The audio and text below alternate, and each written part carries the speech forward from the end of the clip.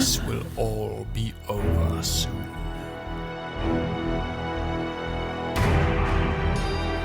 Oh, God. No. And now, you die.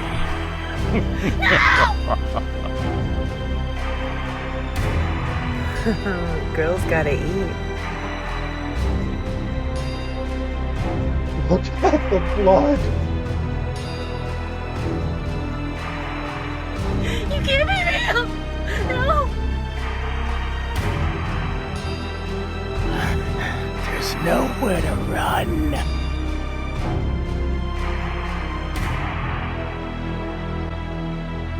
No sleep tonight.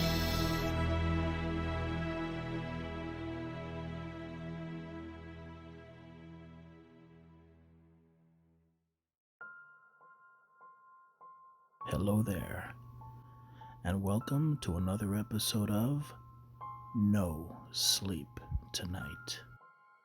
Tonight's tale once again involves the supernatural and a legendary beast from folklore, but it also involves the choices one must make when the survival of their loved ones are at stake. What would you do to protect the one you loved if something unspeakable were to befall them? Would you risk your own life to save theirs? Could you take another one's life if it meant allowing them to live? These are choices and decisions no one should be forced to make. But then again, these aren't fairy tales with happily ever after endings we tell here.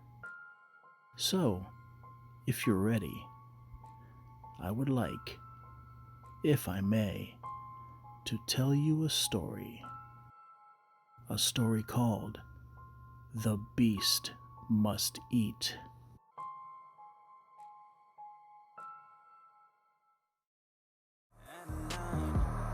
Are we there yet?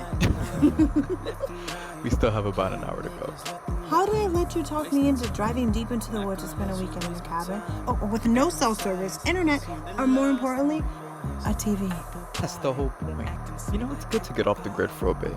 We'll spend some time together. We're outside in fresh air and off the couch. But I like my couch. And it'll still be there when we get...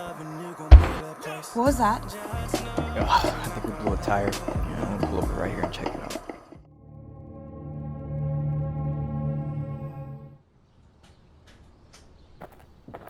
Yeah, we must have hit something. What could we have hit that could have done that? I don't know. Hey, can you see if you have any cell service out here? No, nothing. Well, might as well get the spare out. Do you even know how to change a tire? I saw them do it on TV once. It shouldn't be too hard. Oh, wait, look. There's a truck coming up the road. Alright, let's get out of his way so we could get by. Oh, look, it looks like it's stopping.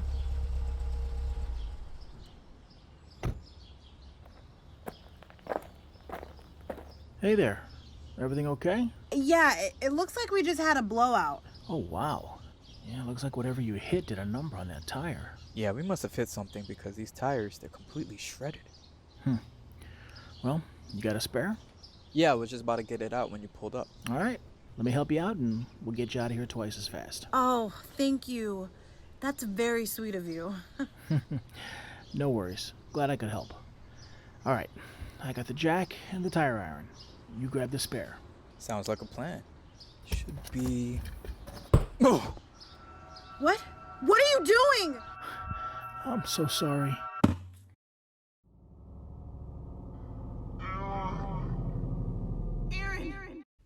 Aaron, wake up, baby. Please wake up. Where are we? Baby, thank God. Oh, thank God you're alive. What happened? He hit you over the head with the tire iron, and then he hit me too. Oh, I woke up strapped to this chair in this barn right next to you. Who hit me? That would be me. My name is Walter. And I wish we weren't meeting like this, but I have no choice. I have no choice. What do you mean you had no choice? We don't know you. There's no use trying to get out. You're only going to hurt yourself. And there's no use screaming either. We're miles from anybody. Why are you doing this? Dad! I'm sorry. The man you see locked in the cage over there in the corner, his name is David. He's my son. Please don't do this. Let them go. Please. Son, you know I can't. Why the hell is your son locked in a cage? I always lock him up the night before, for my safety, as well as his own. The night before what? The night before the full moon. Full moon?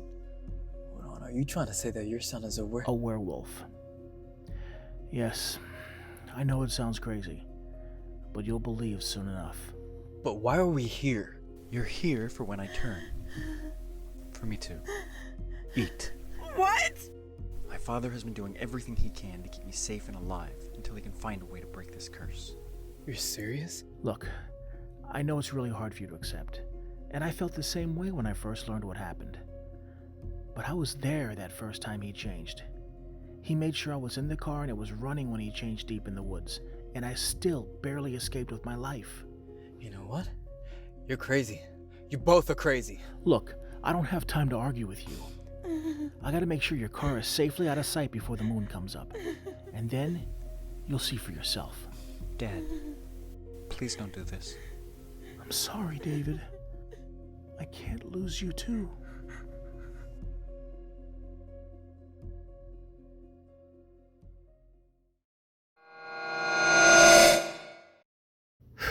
Okay.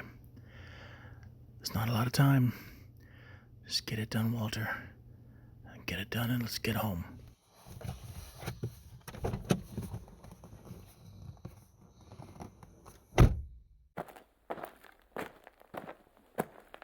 Can I help you? Oh, sorry about that. I didn't even see you there. Who are you? My name's Walter. Walter Jenkins. I just live right up the road here. Well, Walter, I'm Sheriff Tate. What are you doing here?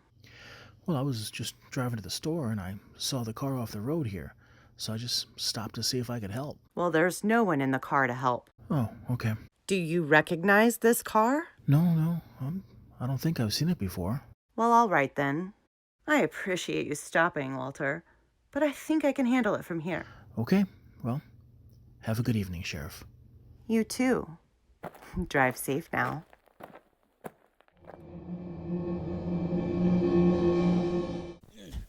It's no use. He's really good at securing people in that chair. We're not the first ones he's tied up here, are we? No. Unfortunately, you're not. You can't really be a werewolf. No, Mel, he's not. I don't blame you for not believing. I wouldn't believe it either. But it's true. How'd it happen? Melanie! It was just a few months back. I was hiking up in the woods and lost track of time. It got dark quick, but the full moon was so bright I decided to keep working my way back home. I couldn't have been more than a mile or so away when I heard it. I didn't know what it was.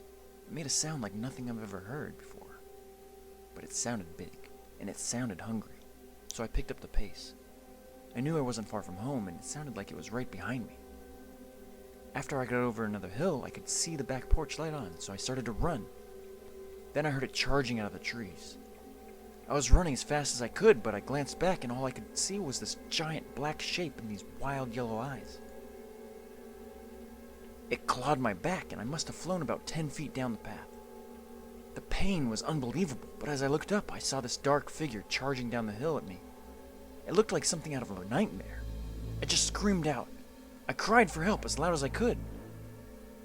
But before I knew it, that thing was on my chest. Its claws had my arms pinned to the ground, and it sat on me and just looked down at me. And that's when I was the most scared. Because I looked up into its eyes, and it stared back at me. I looked in my eyes, and the expression on its face changed. I felt like I was looking back at something that wasn't some wild animal, but something more. It opens its mouth, and all I saw were these huge wolf-like teeth, but before it bit down on me, I heard a loud bang. My father must have heard my screams, and he came charging up the hill with the shotgun, and he shot it right in the chest, just below the shoulder. The shot blew it off my chest and sent it rolling backwards. It cried out, and that sound sent shivers down my spine. The thing righted itself and looked back at me. My father tried to get off another shot, but before he could, it ran off into the woods. Oh, come on. It was probably a bear or something like that. There are no such things as werewolves. Oh yeah? Here, let me take off my shirt and you have a look at this. Jesus! Does it look like something from a bear?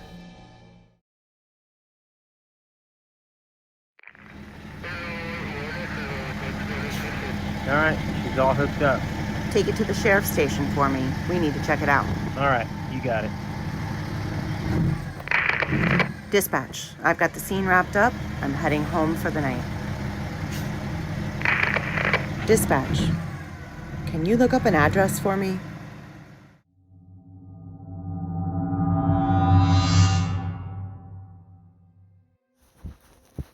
But if this were true and you are what you say you are, why? Why do you have to kill people? Why not feed on animals or something? We tried that. My father locked me in here with deer and lambs, and for some reason the beast wouldn't eat them. I guess the metabolism works very different when I transform, and very fast. I was dying, and I wanted to. But my mother wasn't going to lose her only son. So the next full moon, she let me out to hunt. And you killed her. Yes. And that's why your father said he couldn't lose you too. So he brings people he catches on the road here to you, but we got a flat tire. No, it wasn't a freak accident while we got that flat. Was it, David? Walter put something on that road that would shred our tire the way it did. And that's why he showed up so fast. Oh my god. Am I wrong? No. You're not wrong. So the plan is to wait for the full moon, then maybe your father will loosen our restraints and give us a fighting chance to run? Maybe the beast enjoys the chase? Am I right? My father is not himself. He lost the love of his life, and his only son is a monster by no fault of his own. I've asked him. I've begged him to end my life and stop the killing. But he's lost. Sick. It's not his fault. Like hell it isn't. David, we have a problem. There was a sheriff at the car, and she questioned me. I think she may come here. Then let us go! No, I can't. Dad, he's right. I can't. I promised your mother I would protect you and find a way to save you. By killing innocent people? I never meant for any of this to happen. He's my only son. He deserves better than this. I love you, Dad. And you've always been there for me. But I'm asking you for one last thing. Let these people go. Okay. I will. But David, you have to run now. I can't protect you anymore, and the full moon is almost up.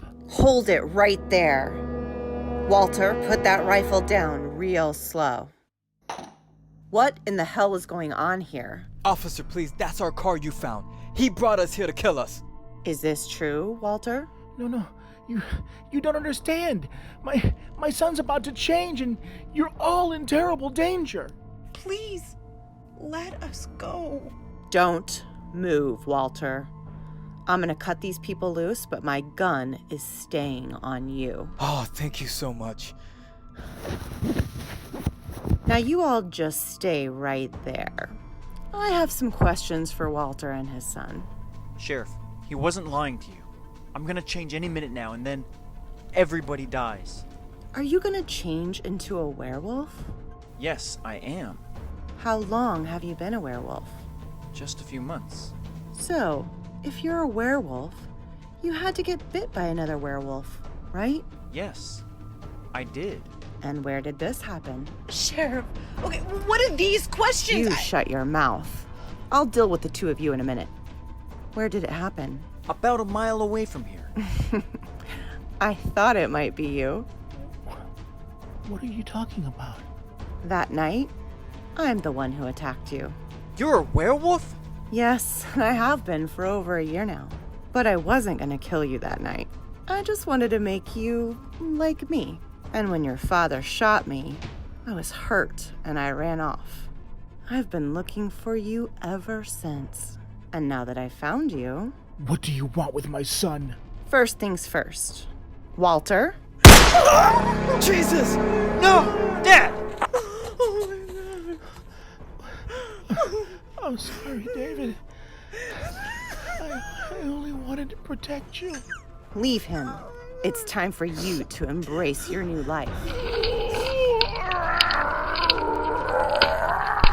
The two of you better run. We'll be coming for you. I can't believe it. They're changing.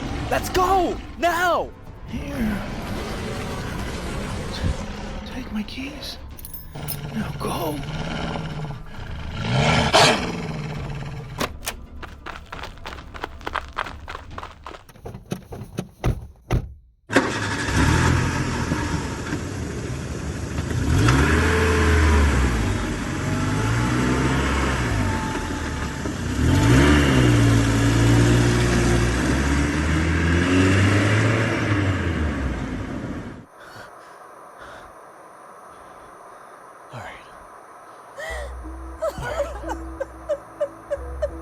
It's okay, baby.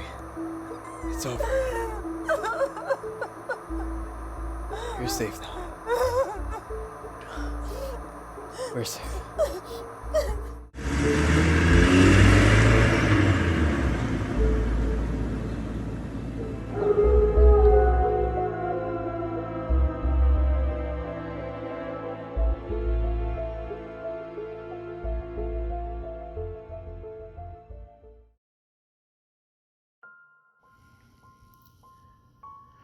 Welcome back. And with their narrow escape, Aaron and Melanie are safe. Or are they? After all, David and Sheriff Tate are still out there.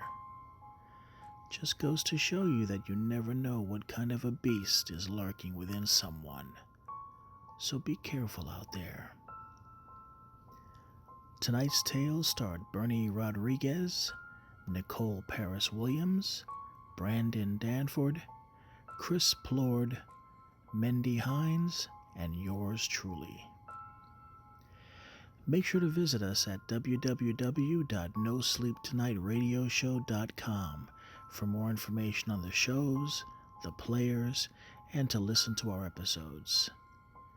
And once again, thank you for braving another episode of No Sleep Tonight.